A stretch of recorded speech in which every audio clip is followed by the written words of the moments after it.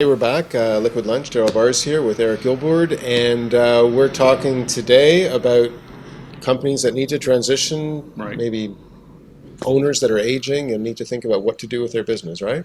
Absolutely. And Mm-hmm. in fact, what's happening now is that, um, you know, boomer business owners are really anybody who was born between 1946 and 1964.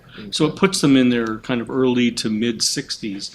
And it's interesting, we've been getting a lot of calls lately from owners who are, in fact, in their 70s, Mm-hmm. in their 80s, Right. and they're, I wouldn't say panicking, but they Mm-hmm. want to get out. Right. They're sorry that they missed the window Mm-hmm. over the last 5 or 10 years, and they're anxious to move along. They're not even interested in improving the company and Mm-hmm. selling for more. They're just interested in getting out, and that's sort of a relatively new phenomenon. Mm-hmm. And it's strictly because of nature. You can't walk away from the fact that you're aging, and you can't go Okay. back. Unfortunately, I mean, Right.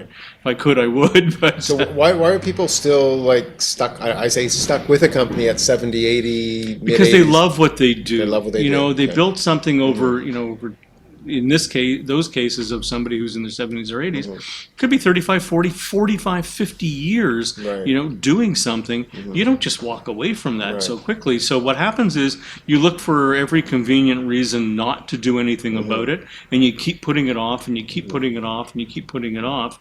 And eventually you turn around and there's a health scare, whether it's you or your spouse Mm-hmm. or something happens to the business. We've had some recent cases where it's been the next generation that's been given the responsibility of the Mm-hmm. business, and it may have happened, maybe 5 years ago, maybe 10 years ago, as some of these owners are Mm-hmm. older, and what transpired was the failure of the child to succeed with the business. Mm-hmm. And oftentimes you get an owner who had created a wonderful company, Mm-hmm. and all of a sudden, after a period of time, they're not doing very Mm-hmm. well.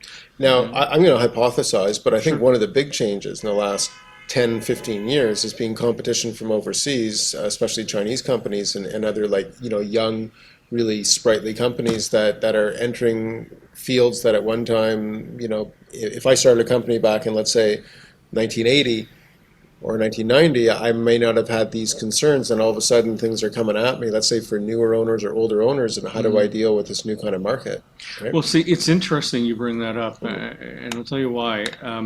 What we've been getting is a lot of calls from small, mid-sized companies, so Mm-hmm. they could be 2 or 3 or 5 or 10 or $15 million in sales. Mm-hmm. And while that might have been a concern in the past, what they've done is they've become specialized. Mm-hmm. So oftentimes when we sit down with a company, they're really good at doing X. They Right. don't necessarily they're really good at doing custom work on Mm-hmm. something. It could be lighting, it could be metal fabrication, it Right. could be millwork, it could be anything. But what's happened over the last couple of decades, because there's been Mm-hmm. competition, they've gotten out of the commodity business, if you Mm-hmm. will, and they've gotten into more specialized. So you end up finding companies that found a niche over the last number of years, Mm-hmm. and there's no way that a Chinese company can compete with them because the expertise, the experience, the Mm-hmm. attention to detail, Mm-hmm. the customization has kept them going and kept them Right. separated from larger overseas companies. So the truth is today they're in very different markets, Mm-hmm. and one doesn't really bother the other one. Okay. And how about automation? Is that something that you find these companies have kept up with, or are they Oh, lagging behind? absolutely, yeah. Yeah. You walk into a lot of these companies and Mm-hmm. they've got tons of equipment. Mm-hmm. They've got the latest equipment. They know what they need. They know what Right. kind of equipment they require, and so they go out and get it. And in Mm-hmm. fact, in many cases, the companies that we're dealing with, Mm-hmm. the owners are on the leading edge of the equipment. Mm-hmm. I mean, they have good relationships with the suppliers. Mm-hmm. They understand when a customer needs something special Mm-hmm. or something out of the ordinary. And oftentimes you'll get owners that are in fact, innovators in terms of using equipment. Yeah. Do you think maybe because they've sunk money and their time into things in the last maybe 10 years of their company's lifetime that they're reluctant to let it go because they either want to get to see where it leads them and they just keep waiting, or what role does that play? I think that their horizon is much shorter than that. They know where something's going to take them. They don't. They're not waiting. They're not looking out 10 years. They're looking out next year. They've been around for a long time. They've seen a lot of things happen. They tend to be more on the leading edge of what is trending and what is happening. Right. So they'll go out and they'll go into the marketplace with new products. Right. They'll find new equipment to do things in new ways. They're somewhat more innovative than anything than lagging behind. All right. So what are you offering these companies? You're saying you've got a good business going, but you want to get out. This is what we're going to do. What is it that you are doing for these companies in that turnaround procedure? Well, there's a couple of ways that you can look at it. If somebody wants to get out, fine, we can bring a buyer to the table. And to us, it's important to find the right buyer and match them up with the right seller. Right. And it's less about money or not completely less about money, but there's a good helping of the right personality, the shared vision of what could happen with the company. Typically, an owner is looking for somebody who can, not only take over the business, but take it where the owner knew it could go. Right. Because you never get where you want to get to if you're always, innovating and you're always growing. So they're looking for the right company to work with them. In some cases, just to take it over. In other cases, they may want to use our services to increase the value of the business. They might want to, as an example, we've got companies where someone bought a smaller company, 5 or 10 years ago, and the smaller company is doing literally a couple $100,000 in business. And when you look at the specialized nature of what that little company is doing, that side purchase that they made, and the reason they're making money from it is because they can sell that product, they can manufacture it under their roof, and there's synergies in terms of doing kind of two kinds of business under one roof. Right. On the other hand, that company that's doing $200,000 could easily be doing $2 million. And why aren't they doing $2 million? Because it's not the main business. The owners aren't really thinking about it. They're not worrying about it. But when you're getting ready to start thinking about selling, it's a very simple question. Would you like to sell a $2 million business, or would you like to sell a $200,000 business?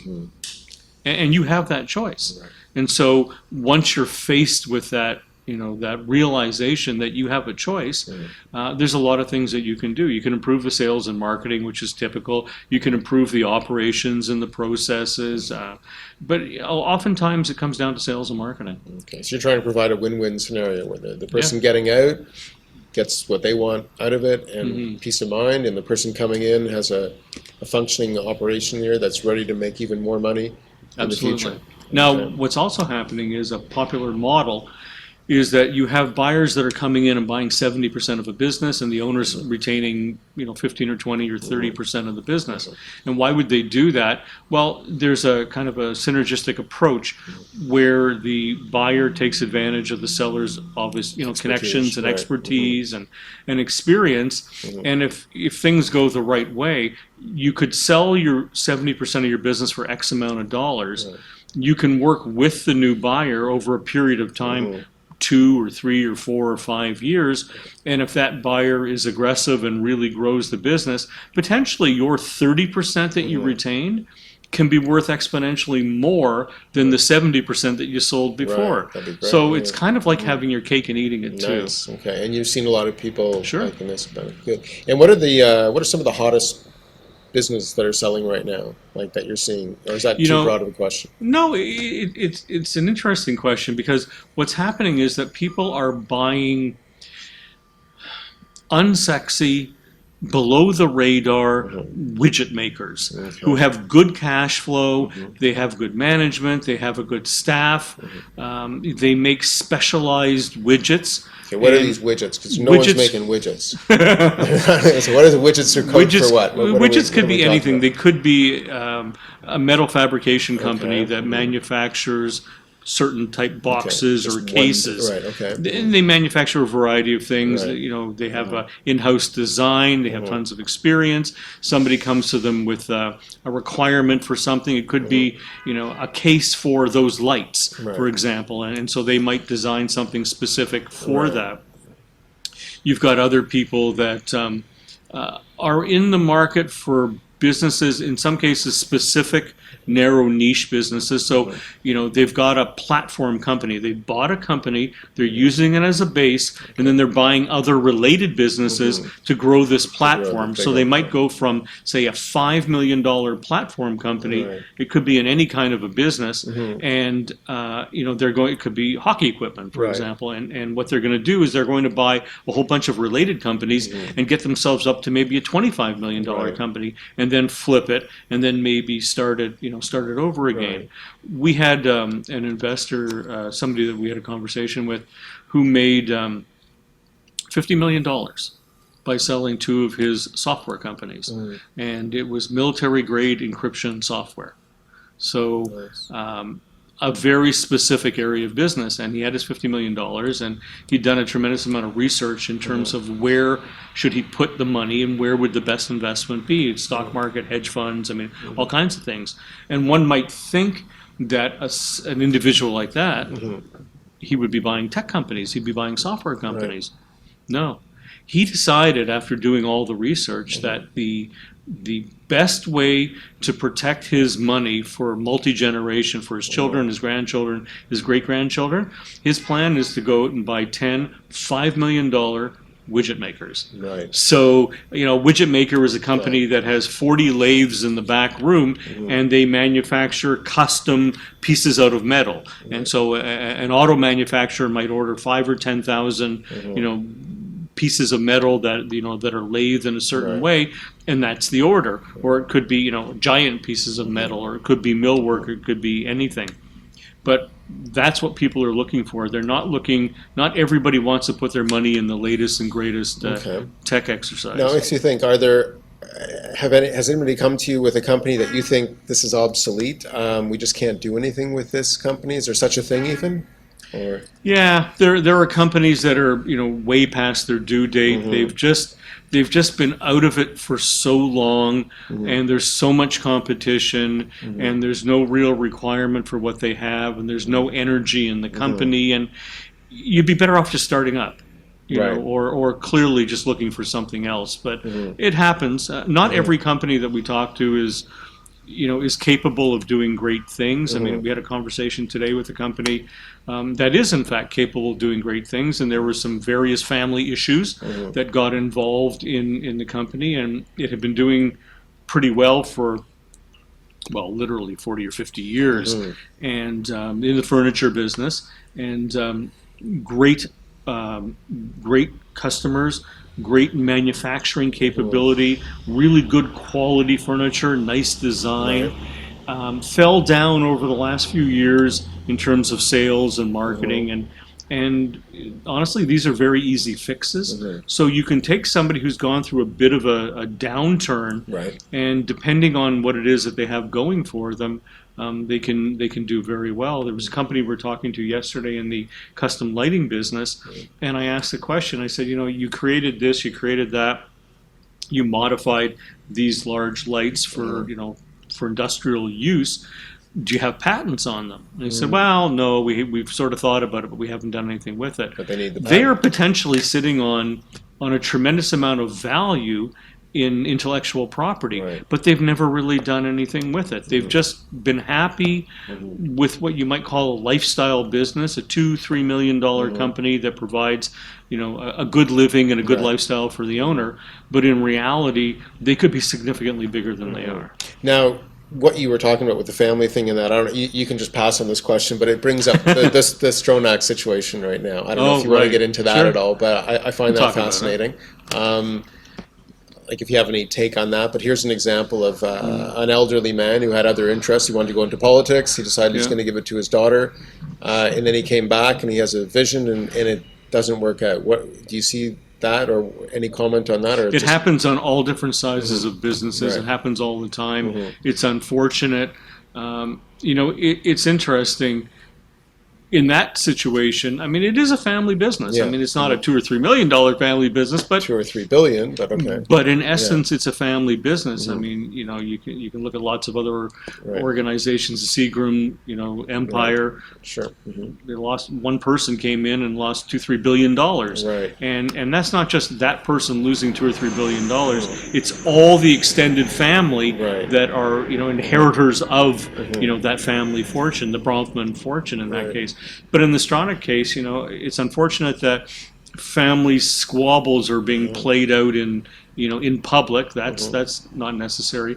You would think, with all their wealth and experience and resources available to them, why is it that a situation like this has to happen?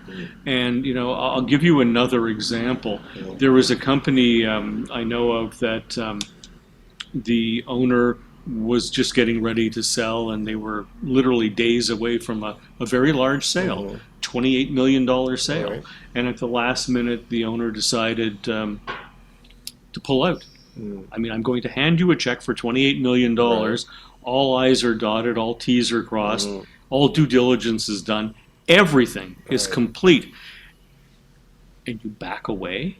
For family reasons, probably. It was for family reasons. I can't go into the detail Right. of it, but it was a daughter. Right. And when I talk about this at any speaking events that I do, you kind of look out at the audience, and my comment is, fathers will do really stupid things for their daughters, and for whatever reason, there's that relationship, and every father in the audience kind of looks at me and goes, Yeah, that's what it is. Yeah. Sure, I know what you mean. So do you try to counsel companies? Oh yeah, I become to a family therapist. Yeah, also to be careful about Yeah. family stuff, and maybe you should sell to an outsider because they're just going to provide you with that, like you're saying, the big check, and it's time to leave this. Maybe your offspring's better with some seed money to start something. Oh, the of their own. chances of your offspring taking over the business and being successful is slim to none. Slim to none. Third generation, so going from first to second to third generation. Do you know what the failure rate is in third generation? 97% Wow. failure. Okay.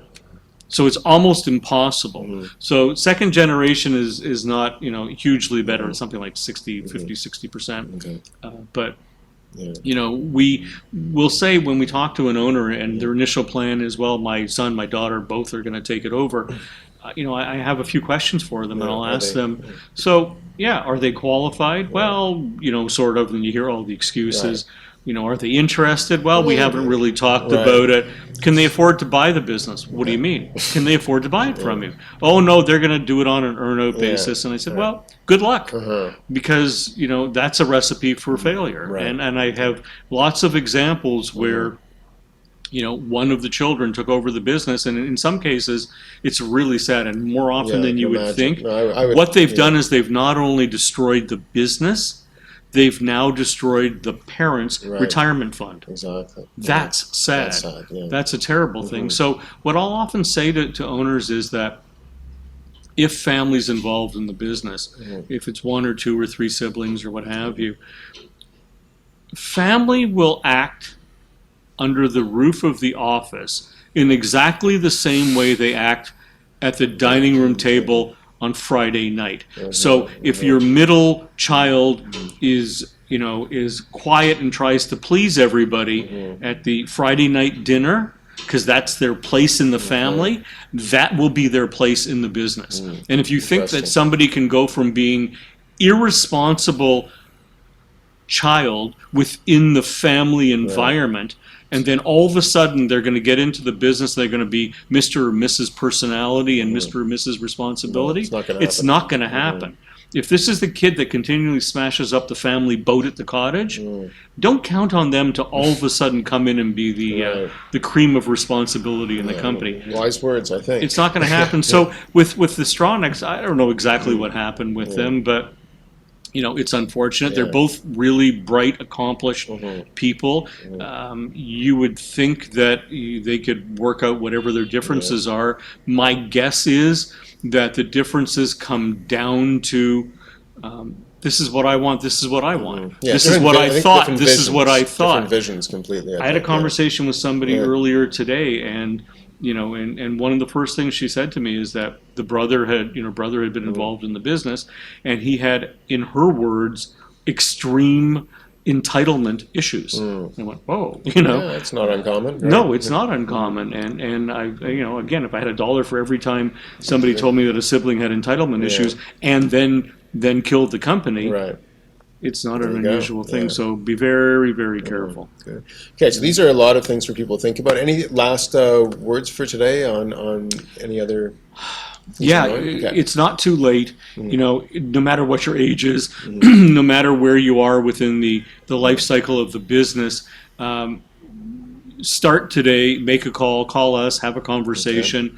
The other thing is you have lots of options available to you. It isn't, well, I'm going to sell the business or close down. That isn't, those aren't the only options. You have lots and lots of options available to you. And, again, we like to start the conversation with what's in the best interest of the owner. We help them determine what would be the best thing for, outcome for them, and then work back in terms of finding buyers and participants and investors and whatnot. But, you have lots of choices.